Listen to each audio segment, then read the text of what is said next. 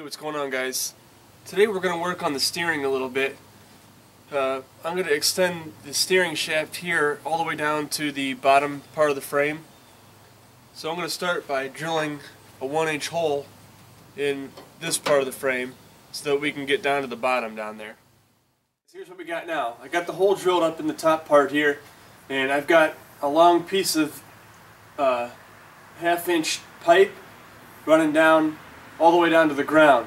So what I'm basically trying to do is find the angle that this thing is going to come down and where it's going to land in between my two frame posts or frame rails on at the bottom.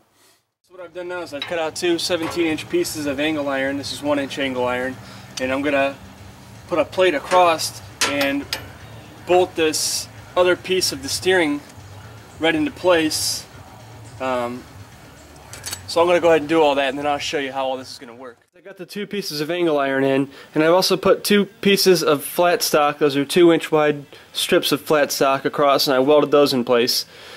Now what I've done is I've set the steering piece here onto my pieces of flat stock, and I just used a permanent marker and drew in the bolt holes. Now I'm going to remove this thing and drill those out.